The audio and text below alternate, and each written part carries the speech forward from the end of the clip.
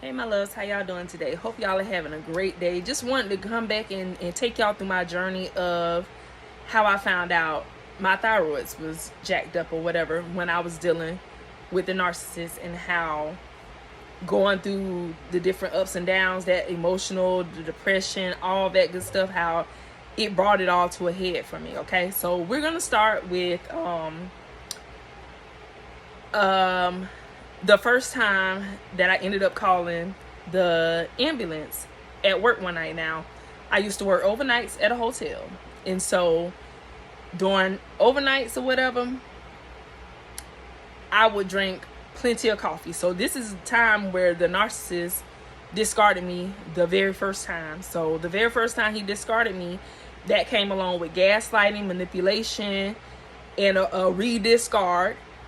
Then bait me back in, gaslight me some more, and then another discard. And so like all of that just sent me going crazy. Like I was ready to check out of here. And so here I was, the discard happened or whatever, and I told y'all the story of the first time he discarded me or whatever. This is what landed me in the hospital. And so this is what I'm talking about. But it was another part of that story that I had not told you guys about yet. I mentioned it, but I didn't tell you the full story. And so y'all know I don't tell short stories.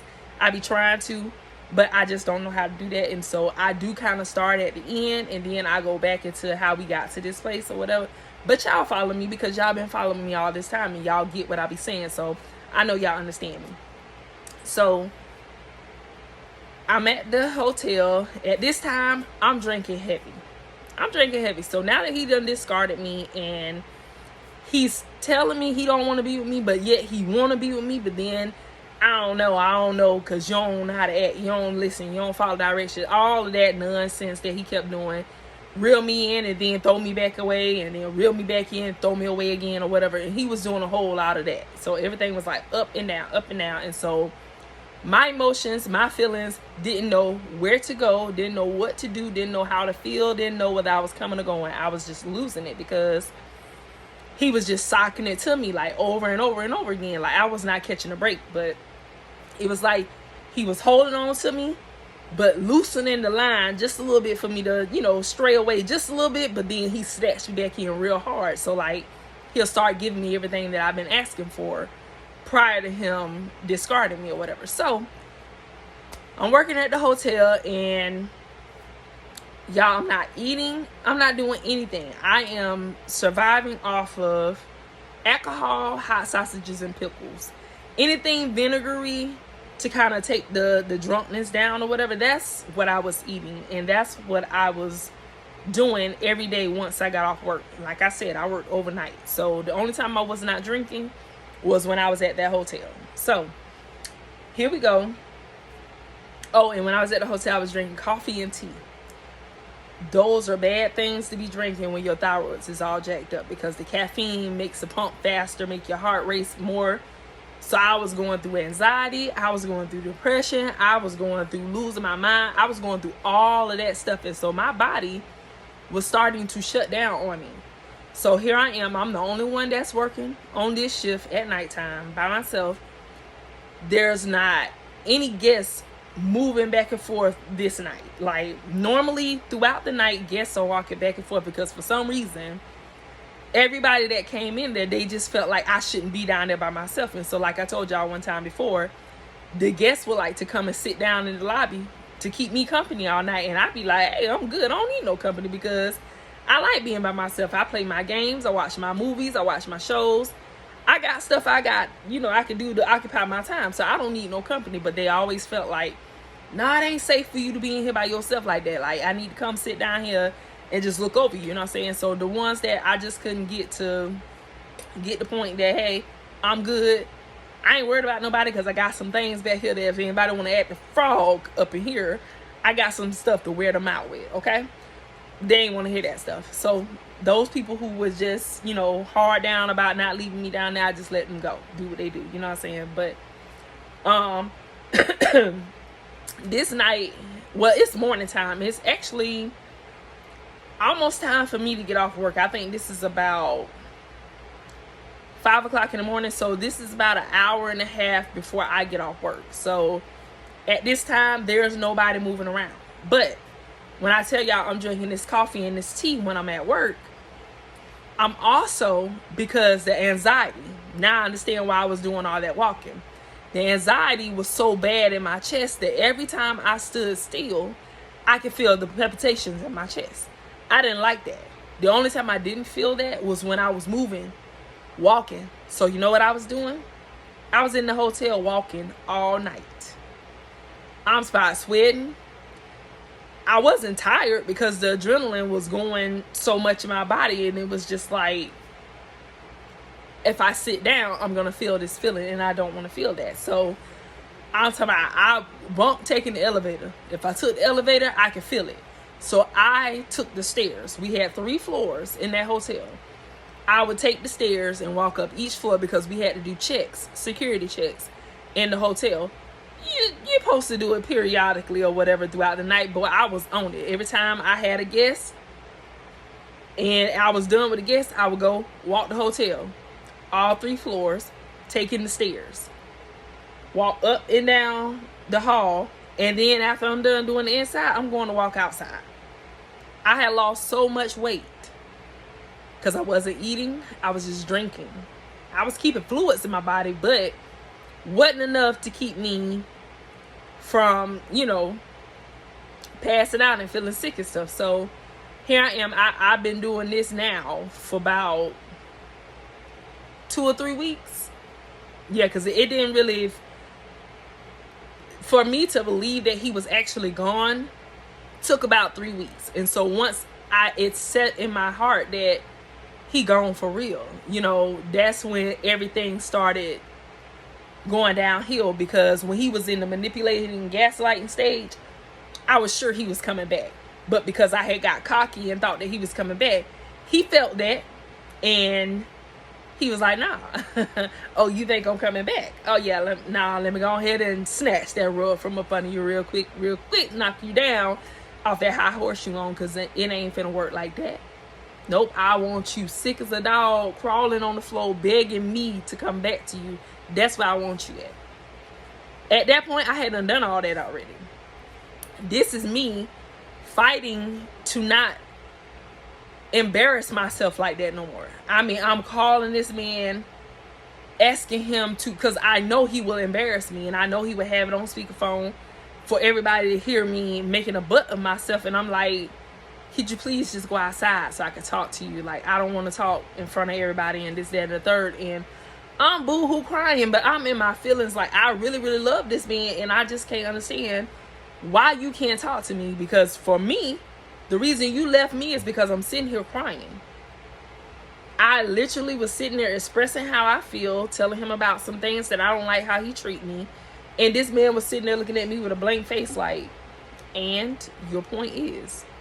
And then when the tears started falling, that man got up, walked past me, then say, are you okay? Then say, hey, don't cry. It's going to be all right. I didn't mean it. I'm sorry. He didn't say none of that. That man walked right past me and started packing his stuff and left me. That's what he did. And now I'm sitting there brokenhearted, like, you will really be that cruel to me after all the things that I've done for you? You will really treat me like this? But all the signs had been leading up to that, y'all. But we turn a blind eye because we want something so bad. You know what I'm saying? We still can't register. Well, I'm going to speak for myself. I'm going to stop saying we. I'm going to speak for myself. It wasn't, the red flags was not registering in my head, because in my mind, I'm like, ain't nobody this cold. Can't nobody treat somebody like this. Nah, they just can't do this. Like, this has got to be a joke. And I found out it wasn't no joke. It was real. So I'm at work drinking coffee, and then when I'm off the clock, I'm drinking alcohol. When I go to sleep and when I wake up. So it's like, it was a disaster. So now here it is, 3 weeks in. I'm just drinking, going to work, walking around like a dummy, walking around, drinking. So this one night, I'm at work, hour and a half before it's time to go home, and I start getting super duper hot. Like, I'm like, okay, this must be menopause. Like, I must be going through menopause. I don't know nothing about anxiety. I ain't never suffered with it this bad. You know what I'm saying? So, like, I was having panic attacks. I was having anxiety. I was going through it, but I didn't know what the heck was going on with me. I'm like, I felt some of these feelings before. I felt a little anxiety, but I ain't never had it to this magnitude. Like, this was on 1,000 right now. So I'm getting hot. I done went to the laundry room and got our big fan that we have, like our industrial fan, and I literally had it this close to me. The camera is right here. That's how close I had this big old round industrial fan blowing on me at the front desk because I could not cool down. But before I grabbed that fan, I went and grabbed me a rag or two. I grabbed a face rag and a towel. I wet both of those. I put the rag on my forehead and I put the towel around my neck. That's how hot I was that night. And so I'm just like, oh man. But now I need to get up and go get some water because I'm sitting down at this moment. So now the anxiety and all this stuff, everything's still fluttering and everything because I'm trying to shut down everything to end the night. So that way when the next shift comes on, all of this paperwork and stuff is good to go. I managed to get breakfast done and all that good stuff. I was just waiting on the next person to come in and take over the shift or whatever. But I'm telling you, I got the sweating in there and I could not cool myself down for nothing in the world. And I'm telling you, this fan was blowing so hard that it was taking my breath away. That's how hard it was blowing, but I could not feel none of that air. Cause like, I'm telling you, I was pouring down sweat. And at this moment, there's no people walking down through the lobby or anything that if I start to feel like I'm about to pass out, I can't call out to anybody because there's nobody walking out here. So now I'm freaking out because of that. So I'm just like, okay, I'm like super hot. I don't know what's going on. Now I start feeling that pass out feeling. If you ain't never passed out before, I'm thankful for you. It's not an experience that you want to experience. It's not fun. It doesn't feel good. It's scary. I didn't pass out, but I was getting to the place where I was about to. But I'm sitting there and I'm just like, okay, I think I need to call the ambulance because I don't want to pass out up here and nobody can find me, because if I hit the floor, I'm falling behind this desk and somebody's going to have to come and lean over the desk to see that I'm laid out on this floor. I mean, they could probably still see me, but they would have to come to the desk. If I'm on the floor, they're not going to be able to see me because we had a high desk, okay? So I'm making fast decisions. I'm like, okay, I'm feeling it. I feel like I'm about to pass out. I'm going to go ahead and call 911. So I call 911. They get there. When they got there, I was just laying my head down on my arms, and I put the code, opened the door so that way they wouldn't have to put a code in and all that good stuff. And it was like, when I got 911, I can't even talk. Once I got 911 on the phone, it was like it started to subside, but then it popped back up. Okay, so by the time the ambulance them got there, I was going in and out of it. Like, the feeling was coming and going, but it wasn't like as intense as it was when I felt scared that there was nobody there to catch me or find me if I did pass out or something like that or whatever. So the ambulance get there, and me being so concerned and considerate for other people, I done called this ambulance here. I want to go to the hospital to go get checked out, but I can't get anybody on the phone, because I did in the process, after 911 made sure that I heard the sirens, they hung up with me. And once they did that, I started trying to call my manager. I started trying to call other co-workers and everything, and nobody would answer the phone. And so one of them did end up calling me back, and she came up there and she relieved me so I can go ahead and go to the hospital and get checked or whatever. And so I thanked her for that, because they already know I ain't bothering nobody in the middle of the night or before their shift unless it's something important. And she was one of the managers anyway, so she came and she relieved me and everything. So that was good. I went on to the hospital, got checked out or whatever. At that time, they still couldn't find anything wrong with me except for I was dehydrated, and you know what I'm saying, even the heart rate and all that good stuff, they didn't keep me on that. Everything was good. It was like once I got to the hospital, I started calming down a little bit. So they just kind of watched over me. Didn't give me no meds. We didn't find out about the thyroids at that time or whatever.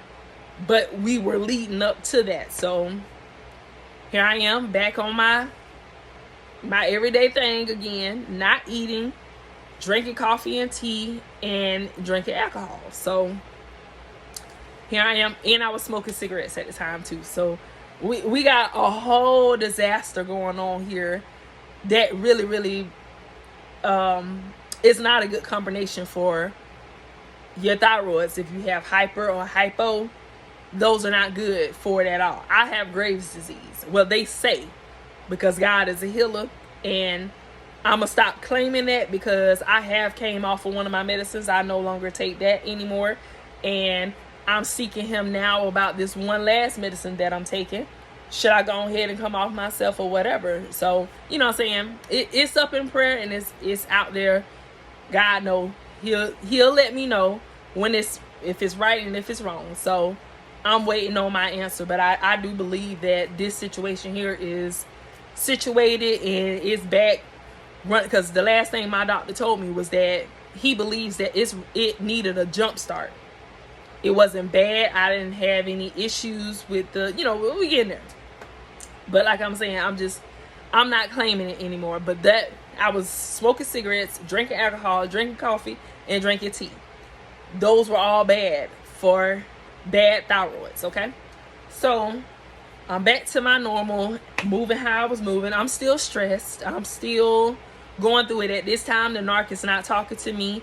He done completely blocked me on everything. And so now I'm dealing with that. Here I am back to my stressing and all that good stuff. So here I am still going through the heart palpitations and all this stuff. It kicked up again. And so I'm just like, okay, if it get too bad, I'm going to call the ambulance again or whatever and go to the hospital. And so I'm standing outside drinking coffee and smoking a cigarette. And I'm like, Lord, if I need to go to the hospital and get myself and get my thyroids checked out, give me a sign. So while I'm standing there and I'm saying that prayer, my anxiety kicked back up. It was straight. When I was smoking, it was not affecting me. Only when I sat still did I feel the anxiety and all that good stuff. So while I'm standing there and after I complete that prayer, this car zooms by, wheel falls off of this car. The wheel is rolling in the parking lot of my hotel because I'm standing in front of the hotel smoking, and in front of the hotel there's a highway. There's another side road in front of the highway.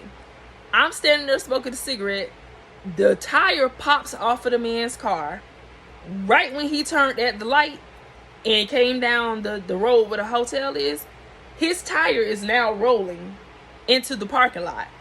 All you see is sparks going down the road. He then crashes into the ditch that's in front of the hotel, but further down the road. My heart is pounding out of my chest. Now the anxiety done kicked up and I'm smoking and drinking coffee all at the same time. I'm just like, Lord, please let this man be okay. Please, whoever in this car, let him be okay. Luckily, I wasn't the only one who seen it. It was some people walking down the sidewalk and they was just like, did you see that? I'm like, yeah, I seen it. So they ran down because I can't leave the hotel. But I can call 911 and report there's been an accident or whatever. So them two that's coming down the sidewalk, they take off running down to check on them. And I see the people jump out the car or whatever. And so they all just standing down there talking or whatever. And I'm yelling, hey, I done called 911. But my heart is beating out of control. I cannot regain myself back. Like it's scaring the crap out of me. And so I'm just like, now I'm thinking about my situation. Now I done seen this happen. It scared the life out of me. So I'm sitting here and I'm just like, okay, Lord, was that a sign? So I'm sitting there and I'm trying to get this picture out of my head of Yeah, I got a fly flying around in here. I had to make sure it wasn't a yellow fly. But yes, it's a regular fly that's flying around in here. If it was a yellow fly, I would have had to stop this video, because baby, them yellow flies hurt and they ain't friendly. They don't just land on you, they bite you. And so I don't got no time for a yellow fly. But that's a regular fly flying around in him. So, you know what I'm saying? I didn't get my answer right then and there, but I just know that this situation here has scared the living crap out of me. And so now I'm stuck with everything I got going on, and now I'm stuck with this visual of what I just seen rolling down the road. I see your tire rolling over here, and then your car is going down the road sparking fire as you driving, you know what I'm saying, on 3 tires when you should have 4. So I'm freaking out about that, and I'm just like, nobody got hurt, but I don't know why it's bothering me so bad. Like, it's sending me into another panic attack or whatever. So I get off work, and when I got home that morning, I tried to go to sleep. So now this is where we're getting to the point where I'm about ready to go on to the hospital and get myself checked or whatever, because something is truly wrong. So I get home and I try to rest. I come in, take a shower. I didn't drink this day. So normally when I got off, I usually go to the liquor store, get my drink, come home, drink it, go to bed.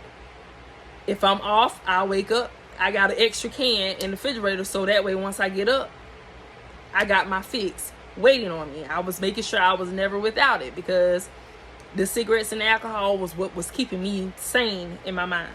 So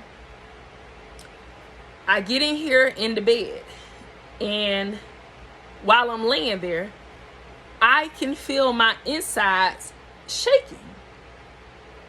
Like my whole body in the inside was shaking. And then I started feeling, because of the anxiety attack, I started having shortness of breath. At least that's what I was thinking. So I'm thinking I'm having an asthma attack. So now here I am hitting my inhaler that's expired well over its time. I'm hitting this because I'm just like, okay, I'm having an asthma attack. So that gave me a little comfort that it was something that, you know, I felt something that was kind of normal. So I'm sitting here puffing this asthma pump, and it ain't doing nothing. Then that hot stuff come all over me again. Now I'm sitting here, I got my fan blowing on me. My son done went in his room and got his fan. I'm in here dang near naked because I am hot. The bed is hot. My body is shaking in the inside. Like, it was creepy. It was scary. It was nerve-wracking because I didn't know what was going on. I'm just like, the breathing part I could relate to, but the shaking of my body I don't know what that is. That I ain't never had that before. So that was scary. So because I couldn't rest, I went on ahead, got up, started cooking, because once again, as long as I'm moving, I don't feel the shaking in my body. I don't feel the anxiety in my chest and all that good stuff. So I get up and I make dinner. I ended up well, before we got to this stage, I was sleeping so much. Like I told you, I worked overnight. I usually get off work at 6:30 in the morning and come home, get in the bed, and I probably wake up at like 12, maybe 11, maybe at 1 o'clock. But I would never go past 1 o'clock.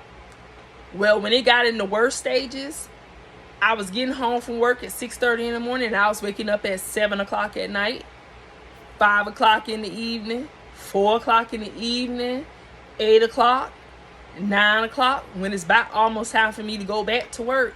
Yeah, I was sleeping longer and longer and longer. And so, you know, that stuff still wasn't, because my mind is focused on this man done left me. That I just done deserted me, forgot about me. I just don't exist no more. I am just now my situation at hand. I need him back. That's what I was feeling. Like, once he come back, I can feel normal again. Right now, without him, I don't feel normal. I make a vow to never put myself, because I put myself there. I made that man my all. I ain't put nobody else there no more. That junk dang near took me out of here. I'm not doing that again. No, I'm talking about I was sick, retarded, crazy, delusional. I was out of here. About to take myself right on into a grave that I didn't need to be in behind no man. But I was in a low place. Didn't love myself. I loved him more. Now I love me. And mister, if I got to feel like this about you, you can go ahead and kick rocks. I'm good. I'm good. I won't go that low no more. Nope, it ain't for me. It ain't a good look. Ain't a good feeling. I'm good. I won't be taken there no more. I love me first. You go ahead and do what you gonna do. If you ain't happy here, skedaddle. Go be happy. Because I don't ever want to stop nobody's happiness. If it ain't here with me, go ahead and go find your happiness. Because I'm gonna go find mine. Or I'm gonna wait for mine. That's all I'm saying. But that's where I was at. Worried about him was more important to me than my own health. And like, not even knowing that, girl, if you don't get yourself together and pull it together, take care of yourself, if the man decided to come back, you ain't gonna be here for him to come get you. You're gonna be done checked out of here. And that's where I was headed. So here I am, I'm sleeping crazy all day long, like non-stop. I'm talking about not waking up to go pee, not waking up to do nothing. I'm talking about I'm sleeping them kind of hours straight. Get off work, take my shower. If I'm gonna eat something, go ahead and eat something. But it was 6:30 in the morning. I normally was not eating anything at that time. I would usually wake up by 10 or 11 or 12 and I'll make breakfast then or whatever. But nah, not once this thing started happening here. Nope. It's dinner time when I wake up. Time to go back to bed. That's how long I was sleeping. So now we did that. So now we're at the place where I'm about to go to the hospital now. So I done asked God to give me a sign to go get myself checked. I'm home, body shaking and inside. I don't know what that is. I'm freaking out. So here I am trying to get up because I can't get any sleep. Every time I close my eyes, I wake up gasping for air and all that good stuff. So I just said, you know what, bump it. I'm just going to be tired. I'm finna just go in here and make dinner and sit down and eat dinner. And I'm going to see how I feel after that. Now, luckily, I was off this night. So, feeling all that stuff still didn't run me to the hospital. So, I'm sitting there. Dinner is done and all that good stuff. Me and my son is sitting there eating dinner. Now, our air conditioner is very, very loud. As a matter of fact, we both were sitting on the couch right up under the air conditioner. It's a window unit. So the air is blowing in our ears. We got the TV on and everything. Everything is up loud. We're eating our dinner and all of a sudden at the door, we hear a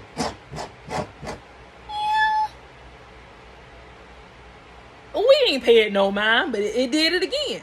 We hear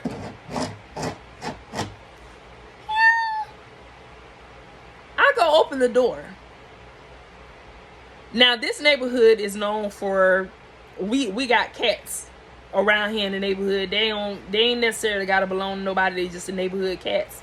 Maybe people come and drop them off or whatever. But these cats around here, they mate, they have babies or whatever, and they, you know, maybe this kitten lost its mom or something, or I just believe God sent the kitten to my house that day for a reason. Because the cat is what triggered me to go to the hospital. Out of all of the stuff that I had been feeling before this kitten came in, the kitten is what sent me to the hospital. Okay? So we eating our dinner. We hear those noises. And the meow is so faint. But I'm getting up because I hear the scratching at the door. This kitten ain't but this big. It still looked like it was drinking its mom's milk. It was too young to be at our door because the eyes were open, but they weren't all the way open, just open enough for the kitten to be able to see its way around or whatever. So I opened the door and this baby kitten, it was a gold one, and we named her Jenga. A little gold kitten ran right up in the door as soon as I opened the door. And I'm like, who you think you is just running up in my house like that? But the kitten came in and sat on the floor, looked at me, came and sat by my foot, and was just rubbing up against my foot, doing stuff that an older cat would do. But this kitten was, I don't know, fixated on me. So, you know what I'm saying? It ain't nothing. My son, he loves animals. So anytime he gets an opportunity to have an animal in his presence, his heart automatically goes to he want to have it. So I already knew that this was going to be a battle with him not keeping this kitten. And it done ran up in the house. It done knocked on the door. And I'm just like, how can I not give it a home? Like, it might need help, so let's help it or whatever. So once the kitten came in, I knew the kitten was going to be ours, because my son instantly fell in love. And I like kittens when I like cats when they're still kittens. Once they get older now, I used to be a cat lover, but I don't want to deal with the older cats now. I like to deal with the kittens, and then once they get older, y'all can go on about your business. I'm good or whatever, you know what I'm saying? And that's probably not a nice way to be, but if I'm in love with you, I'm in love with you. So if I get the kitten and it gets bigger, of course, I'm just talking junk, but that's how I envision it in my mind. So kitten comes in, and the next day I'm in here trying to rest, and my son had the kitten in there in his room or whatever, and he was like, the kitten acting funny, Mom. And so he brought the kitten in here and put it in the bed with me. And so, you know, I'm tired. I'm trying to get to sleep or whatever. And so when the kitten got in here, he was like, nah, it's acting all regular and stuff. Like, I don't know what's going on with it. But the kitten kept running up under my neck. I'm laying flat in my bed with my, I'm laying on my back. So he put the kitten on my pillow beside me. And the kitten crawled up on my chest and laid down on my chest close to my neck. Now my son left out and left the kitten in here or whatever, and I dozed off to sleep. Obviously something was going on while I was sleeping, because I kept waking up to the cat slapping my jaw with his paw. Just kept, it wasn't a hard snap, but I could feel it, and I knew that the cat was, you know, every time I would look up, the kitten looking me in my face, and it's like got his hand still up there about to give me another slap, like, hey, you better wake up and breathe, something wrong or whatever. But the cat kept doing that. Every time I dozed off to go to sleep, kitten kept hitting my face with his paw.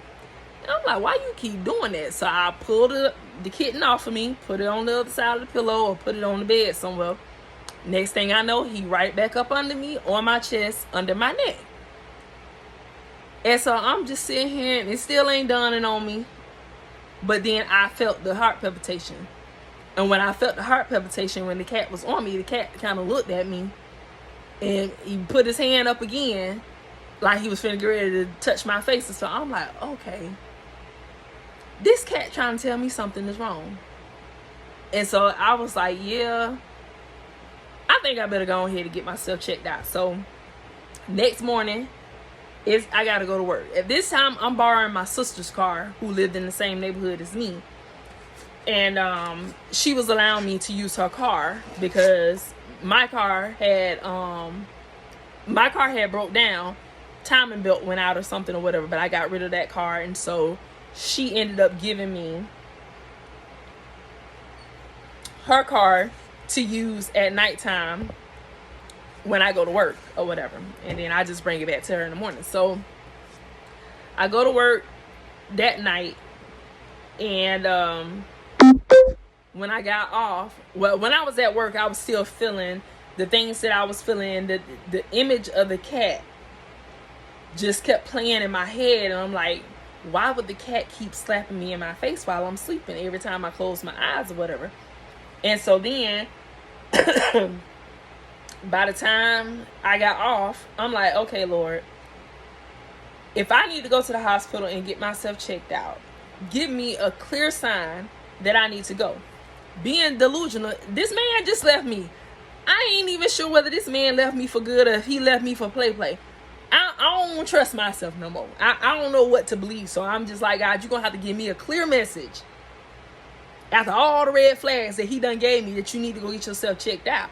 I still can't believe it. So I'm on the way home from work and this commercial comes on. If you have these symptoms, you need to go to the hospital, to the emergency room right away. And all of a sudden it's talking about heart palpitation, it's talking about hot splashes and all this here stuff. And it was like, you need to go to the emergency room right away. And I'm just like, okay. Yeah, I'm gonna go ahead and go to the hospital because these are the same signs that I'm having right here, but I don't remember what the thing was called that they were saying on the radio. All I know is it was calling out the symptoms that I was feeling, and I'm finna go ahead and go to the hospital because they said you need to go to the emergency room right now. It played out just like that. You need to go and get yourself seen by a doctor right away, this, that, and the third. So, like I said, I'm using my sister's car, so I gotta take the car to her first, then have her drop me off at the hospital because I just felt like they might admit me, but if they wasn't, I still didn't want to have her car stranded with me and she got somewhere to be with her kids in her car. It's not my car, so drop me off so that way I ain't holding you up from doing whatever you need to do. So that's what we did. My son always goes to the hospital with me because when I was dealing with the supposedly asthma, which was always my thyroids, just like my mom. My mom was diagnosed with asthma and pneumonia before she got down to what was actually wrong with her, and that found out it was really her thyroids. I was diagnosed with bronchitis and asthma before we found out that mine was thyroids or whatever. So my son, he was already used to speaking to the doctors and asking them questions and giving out my information anytime I was in those situations and things like that. So my son went to the hospital with me and he was there, and when I went in, they started treating me for like a heart attack patient or whatever. They gave me the little nitrate under my tongue and all that there stuff, and so they got that under control.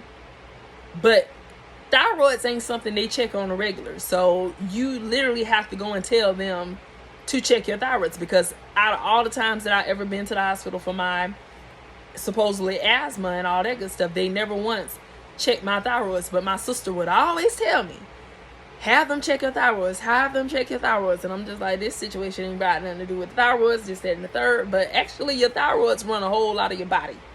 It does. So if they're out of whack, your body will be out of whack. So your thyroids is a very important organ in your body. That's what I found out. So while we're in there, they running all their tests. All the tests is coming back good, and everything is, they're like, well, are you stressed out about anything? And I'm telling them, yeah, I'm going through a breakup right now. So, there's like, oh, okay, so you might have a little anxiety going on, this, that, and the third. So Life with Tashana was on the telephone, and I told her, before the doctor walked out, she said to me, have them check your thyroids, please. And when she said that, I said, did you guys happen to run any tests on my thyroids? And he was like, you know what? We didn't. He was like, let me get some blood work done and we'll check your levels or whatever. And came back in and he said, well, yeah, your levels are really, really high. He was like, your thyroids are jacked up right now. He said, but good thing about it though, he says, your heart, your liver, and all that good stuff still looks good. He's like, so if we catch this thing in the nick of time, then we might can bounce it back. But after he said my thyroids was jacked up, I'm just like my sister Life with Tashana. I ain't heard nothing else after that. Because listen, all I heard was you about to die. That's exactly what I heard. You finna die. Your mama had this same issue. Your mama died from this. So you finna die too.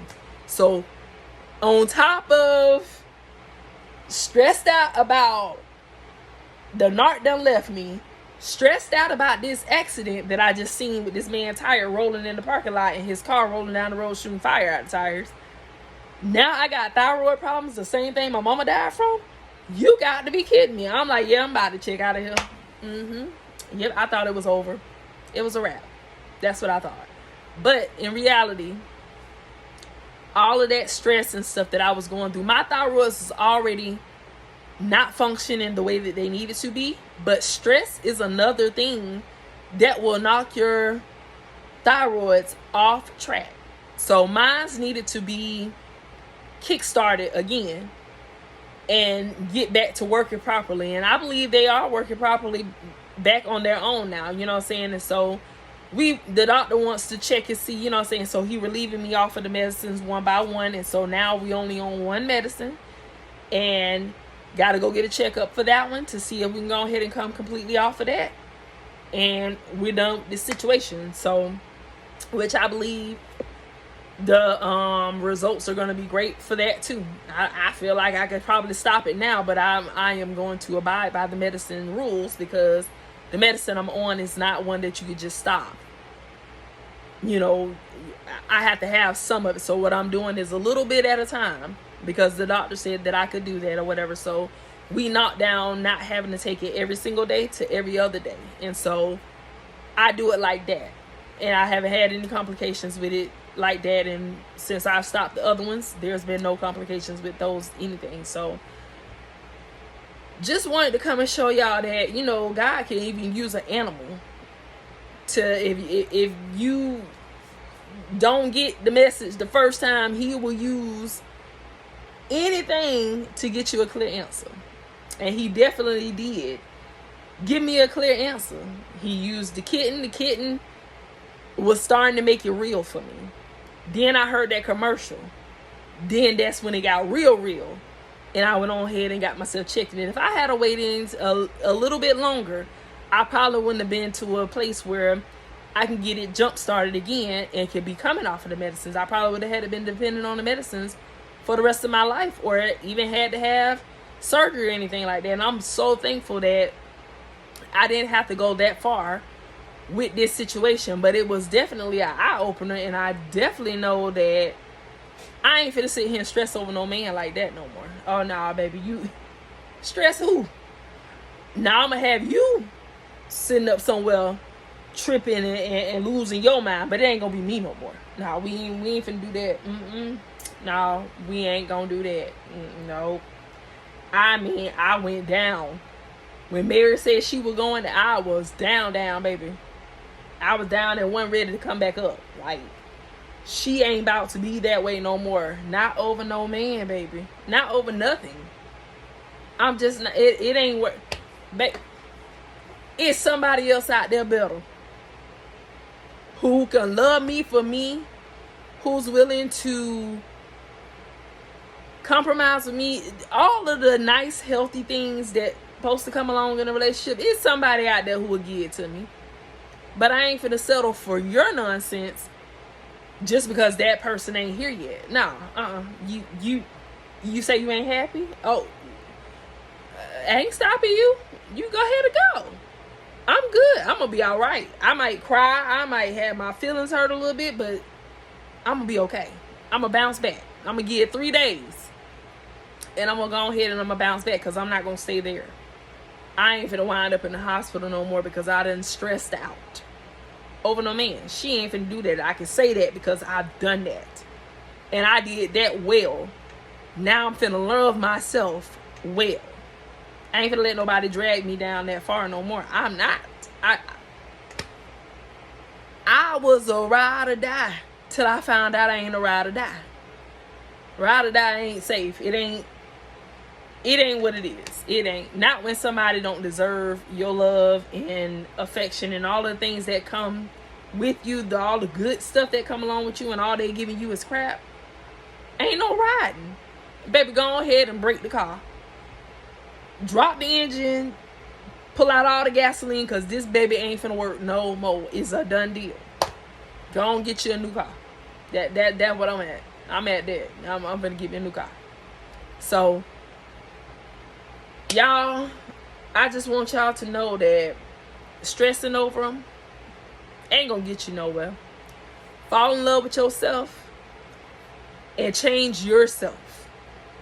Everything else around you either gonna flow with you or it's gonna get on out your way, because the devil can't stand your light.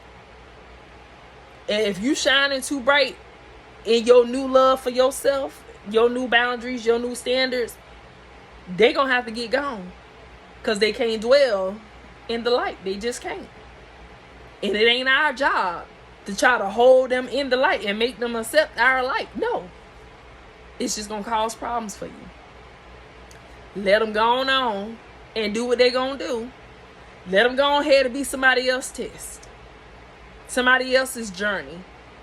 You had to learn. Let them go on and give somebody else that stress. Free yourself of the mess. But I love y'all and just wanted to share that with y'all. Hope y'all have a great day. Grow your own food. Y'all already know. Grow your own food, because you don't know what you're getting in these stores. And I'm telling you, baby, it's almost expensive to get any fruits and vegetables out the store. So I'm trying to grow everything I possibly can out there for whatever season it's growing in. I'm trying to put it out there. So get to growing some food, y'all. Ain't no more excuses. If you're in an apartment, baby, put them things in some containers. Get you some little mini windowsill planters and put you some seeds in them little things. I seen somebody do it the other day. He had got these little miniature windowsill things right out of Dollar Tree. Put him some soil in there, and I'm telling you, they small. But he had like 6 of them lined up in his windowsill. He measured his window to see how many he could fit up there, and he had him 6. You get you 6 things growing, baby, you good to go. And then once that thing ends, rotate your flowers out. Move them out the sun. If you end up getting more than, what you can fit in your window, just make sure all your stuff gets some sunlight every single day and some water. If you got a balcony, put that stuff on the balcony in a container. Get you something, get you a nice little table, and put you some little small thing. You ain't got to have nothing grand and big. Just take care of your stuff. But I'm telling you, grow your own food. We in that season. We in that time in life right now where we can't depend on these people food in these stores no more, because they shortchanging us on everything. They messing with the ingredients. Everything is unhealthy. Ain't nothing healthy no more, but yet we got a farmer's market here, and that stuff, some of that stuff is real and some of it ain't. You know what I'm saying? I'm gonna shut up because I ain't never shopped at the farmer's market before. That's supposed to be organic food, so I'm gonna take that back. But when we go into these regular grocery stores, we ain't getting the 100%. We not. So grow your own stuff. Okay? I love y'all. Have a great day.